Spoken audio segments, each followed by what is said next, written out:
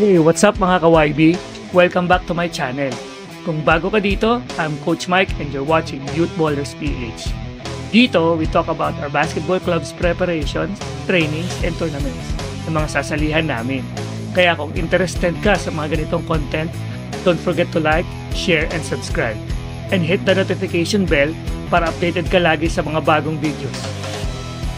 Ready ka na? Let's go! For today's video, papunta ako ngayon sa practice namin. Sumali kasi kami sa Milko Got Skills Hoops 10.0. Mag-start sa October 5. And syempre, I believe na practice is very important pag sasali ka sa mga ganitong tournament. Kasi, kailangan i-review ang mga game plan para hindi makalimutan ng mga bata. And also, may 7 players din ako na bago. So kailangan nilang ma-familiarize sa mga ginagawa ng team.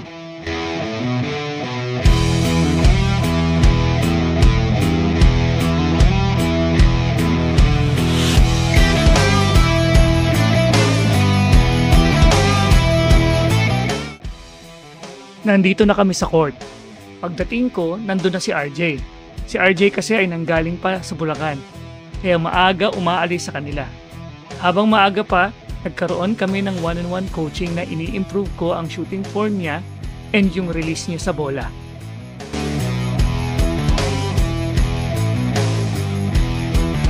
Dito, sinabihan ko si RJ na mag-triple threat position pagkasalo ng bola or papasa. Kasi mas mabilis ang reaction time pagka ganon ang stance. Pinayuhan ko din na paghiwalayin niya ang mga paa niya para mas may balanse siya pag tumitira.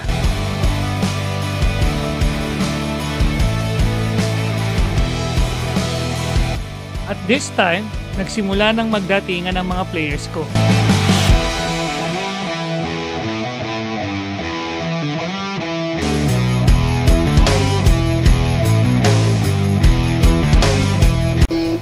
Sa mga oras na to, nagsimula na kami mag-stretching para mag-loosen up ang mga muscles ng bata para maiwasan ang injury. Konti lang kami today kasi may mga games yung iba. Siyempre, priority pa din ang pagiging varsity nila sa schools. Yan ang isa sa challenges sa mga club teams pero hindi natin yan pag-uusapan ngayon.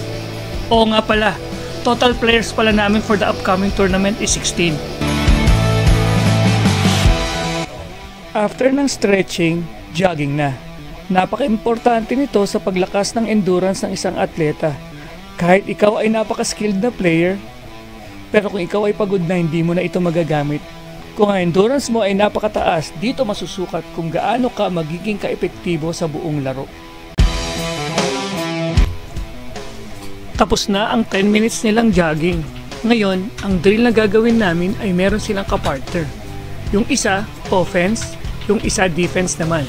Si offense ay aatake papunta sa court nila gamit ang kaliwa at ang kanan niyang kamay. Pero dapat magamit niya ang buong lawak ng court para mas madali siyang makalusot sa pagbaba ng bola. Ang kapartner naman niya ay didepensa na naka-lateral position. Itong stance ng depensa na ito ay napaka-effective kasi inuunahan mo yung may hawak ng bola sa dadaanan niya. Ngayon, pag ipinilit ng offensive player na lumusot at banggain ka, siya pa ang matatawagan ng foul. Kasi siya ang bumangga dahil nauna ka sa posisyon ng dadaanan niya. Itong mga ito ay inuulit-ulit namin gawin sa practice para masanay sila at magawa nila sa actual na game.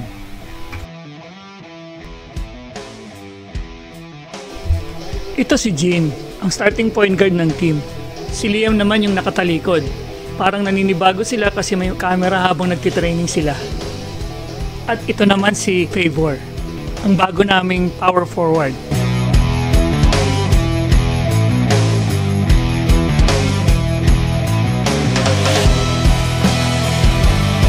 Dito, kinorek ko ulit si RJ. Di ba sabi ko kanina dapat unahan mo sa dadaanan? Pero si RJ, sinabayan lang niya ng takbo, kaya nakalusot. Hindi niya hinarangan. Kaya pinaliwanag ko ulit sa kanya kung ano ang dapat niyang gawin. Ito naman si Frank, bago din. Ang posisyon niya is shooting guard.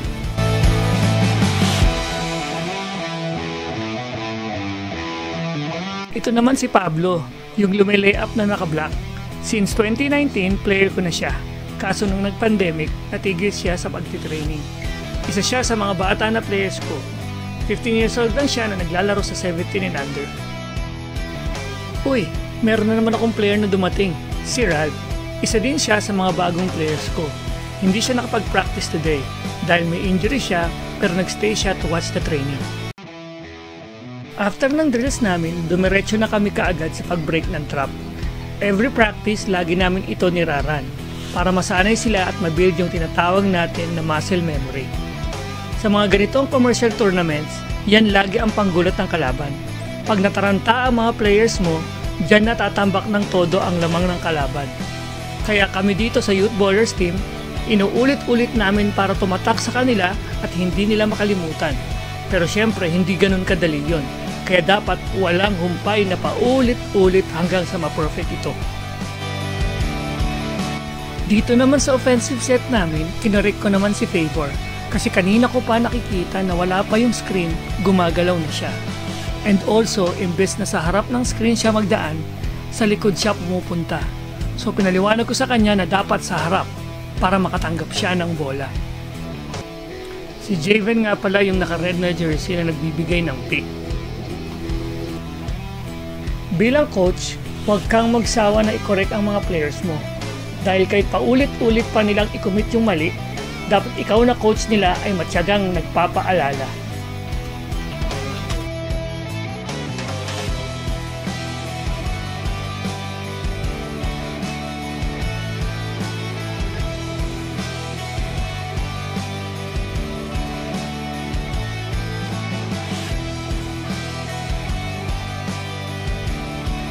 Ngayon, nagpalit na ako ng players. Pinasok ko si Frank, si RJ, and si Terence para masubukan din nila. Si Kenzo, hindi ko masyado pinagod. More on nag-o-observe siya kasi after ng training namin, meron pa siyang 2 games na pupuntahan.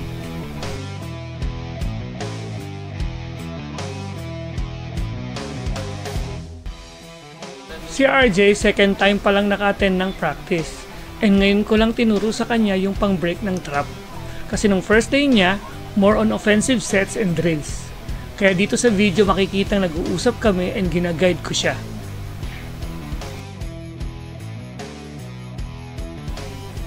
Dito sa video, tinawag ko si Pablo para i-trap namin si Frank para mas maintindihan niya. Pinaliwanag ko sa kanya na wag siyang mag-dribble papunta sa sideline or gilid ng court. Kasi mapapagod siya and doon maisasagawa ng kalaban ang pag-trap sa kanya.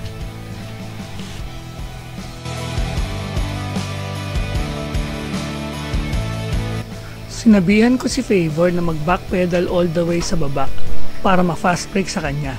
Kasi kanina ko pa din siya nakikita na tumitigil sa sabay bandang free throw.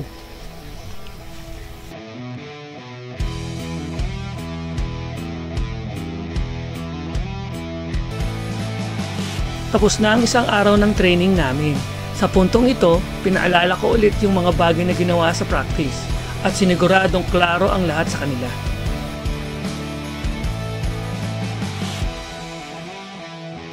Dito na nagtatapos ang aking video. Please don't forget to like, share, and subscribe. This is Coach Mike and you're watching Youth Ballers PH.